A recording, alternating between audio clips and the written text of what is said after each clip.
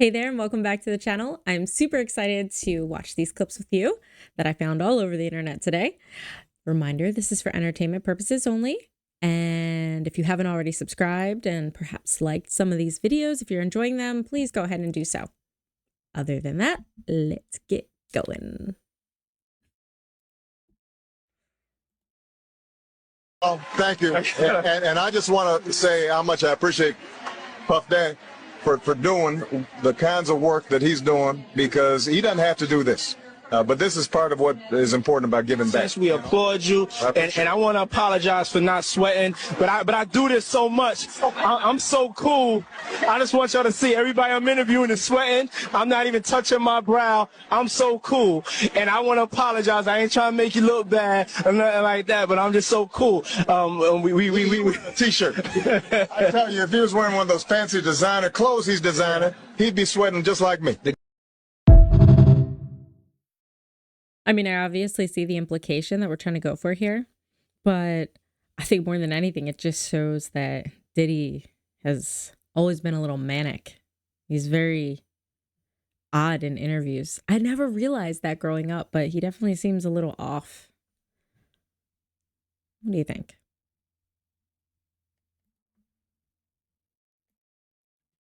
Onward. Has begun. This should make you nervous, if not make your blood boil. Paramount's extreme cost-cutting measures have now erased everything of the MTV website. This seems to be some type of effort to save money. Basically, overnight, they wiped out over 30 years of news archives of music, history, and culture. Completely erased, obliterated from their website. Somebody upstairs decided just to pull the cord and say, we don't need this anymore. MTV used to be owned by Viacom, now it's owned by Paramount. Paramount has been in free fall trying to pay down their debts. They're even talking about selling the iconic Paramount lot in Hollywood just to pay down their debt. But the crazy bonanza to switch to streaming and all the corporate consolidation has resulted in these unprecedented knee-jerk reactions, and there are dire consequences because of this. All of MTV's news archives are gone. It's like it never existed. All of this material could have easily been handed over to the Library of Congress for safekeeping and cultural reference, but it was erased without any thought or consideration. It's now like MTV News has become the sphinx of the modern era, and many years from now, there will be no cultural reference point or history or archives that historians can look into to understand more of the cultural significance of the 1980s and 1990s music era scene. So what's on the MTV site now? Well, it's a treasure trove of teen mom links, and of course, a link where you can download Paramount Plus. It's true. Go to the site. You'll see. It's pretty nuts.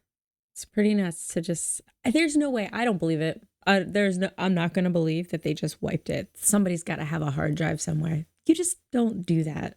Although, I will say I believe that if that is what happened... excuse me. No doubt the intention is to muddy up history for the future. No doubt. If you don't have the receipts, I mean, it's just your word that this or that or whatever lyric or whatever cultural whatever at that time existed. It's the same thing we're going through now, trying to figure out what the truth is in history books. You can only go by what you see, ultimately. Hey guys, just a reminder that I make these videos every single day, Monday through Sunday. So if you want to come hang out, I'll have some new ones for you tomorrow. Also, if you don't mind subscribing, if you're enjoying this, or telling somebody that you know, also hit the like button so we can keep making them, because I love it. Feel free to comment too. I love interacting with you guys. Onward. I do love it. In fact, I'm trying this new format here at the request of someone that wrote in and asked for it to be a little different. So let me know what you guys think. Always room for improvement.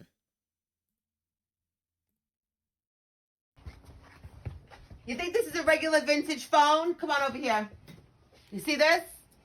It's a vampire killing kit.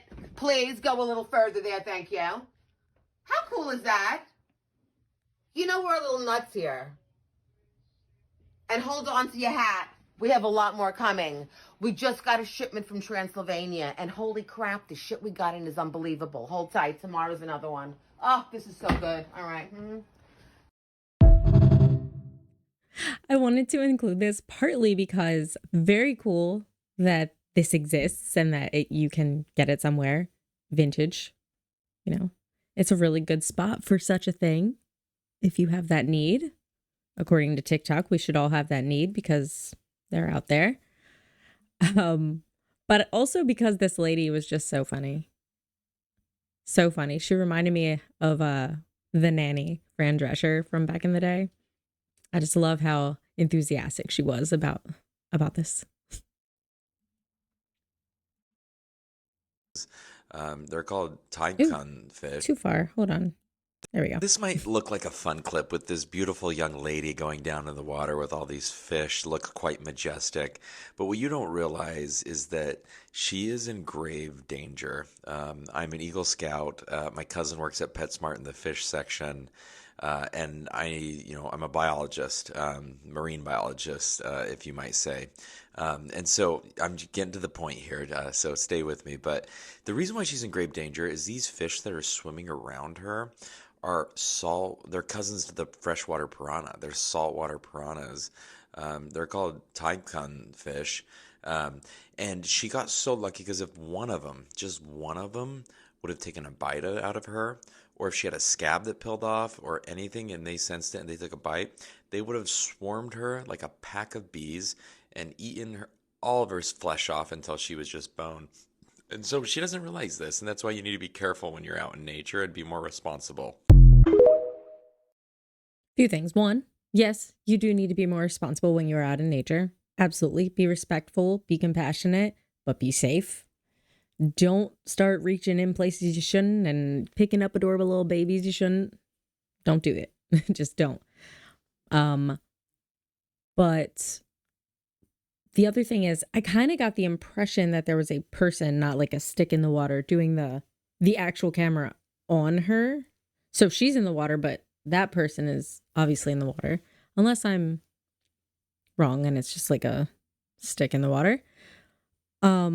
And the other thing is, I don't know if I believe this. I have to be skeptical. I mean, it very well could be true. Does anybody else know about these? They kind of just looked like beautiful tropical fish, which of course could still eat you, I guess.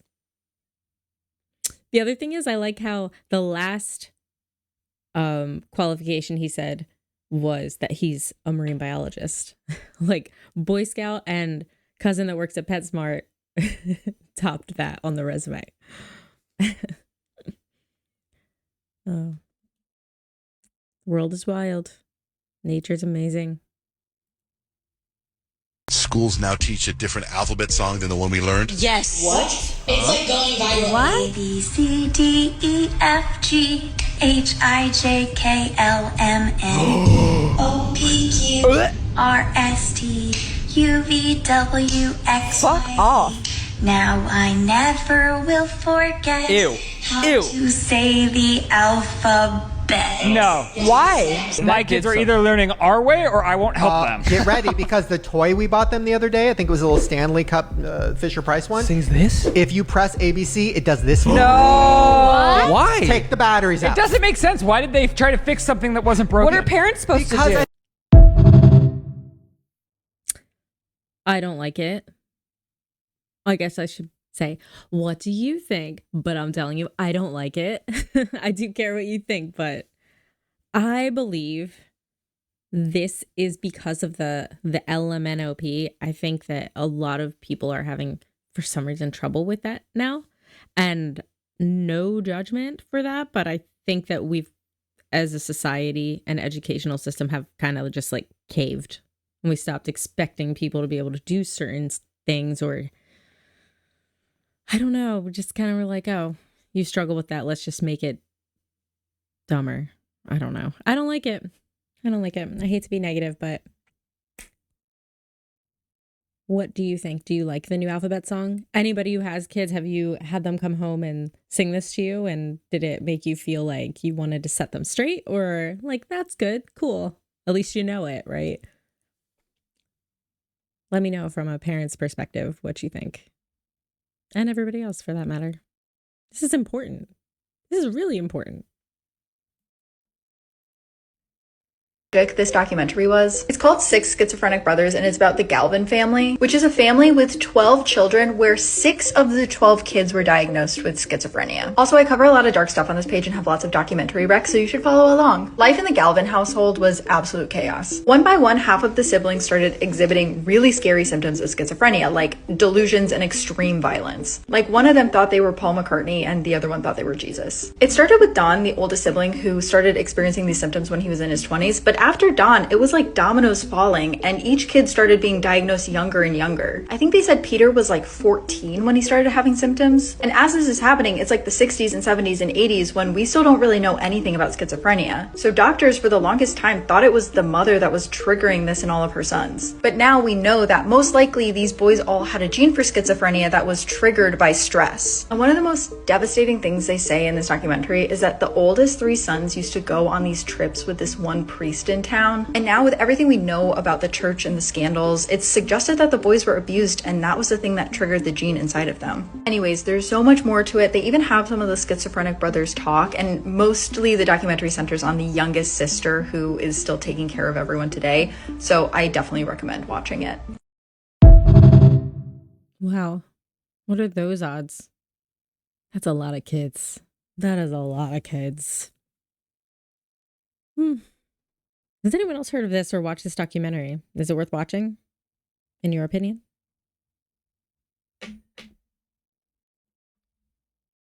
Found this one in the Wayback Machine. Let me know if you've seen this.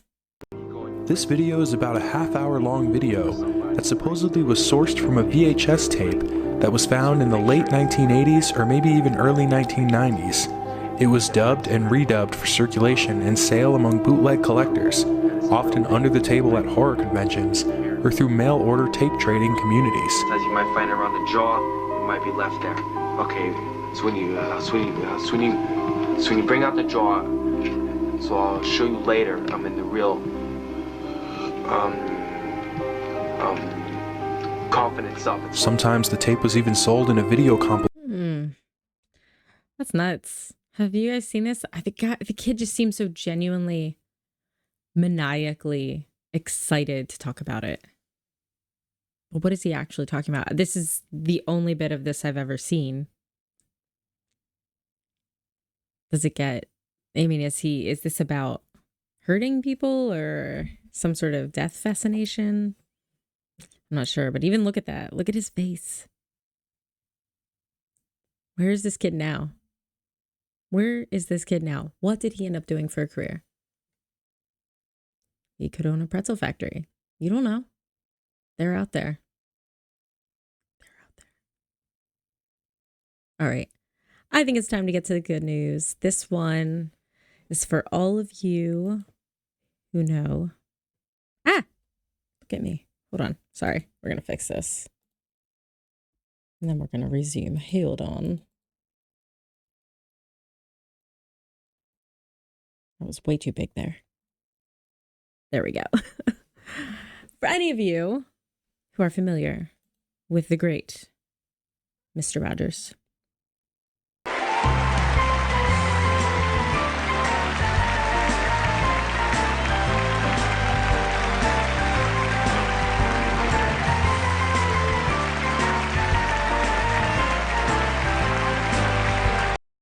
It's also just wild to me to see all these faces that you used to see in TV shows back then and movies and ad award shows that you cared about watching on TV. It's wild to see them out in the wild back in the day.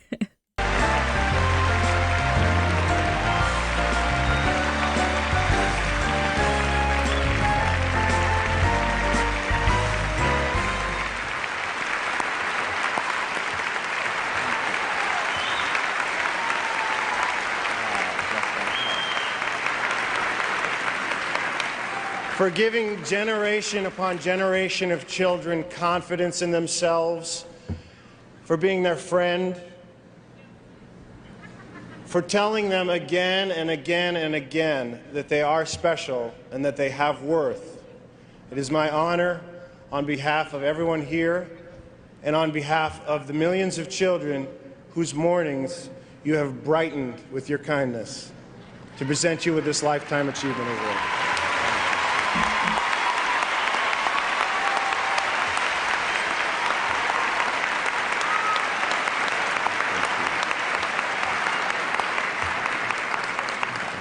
Oh, it's a beautiful night in this neighborhood.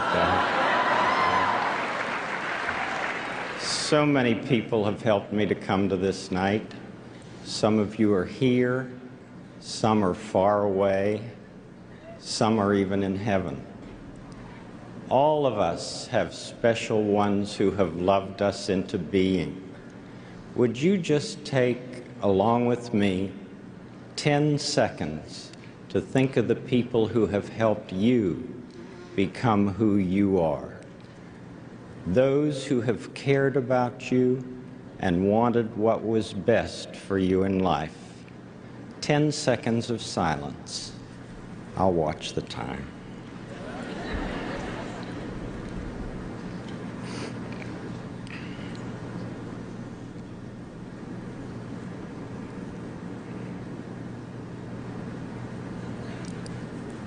Whomever you've been thinking about, how pleased they must be to know the difference you feel they've made.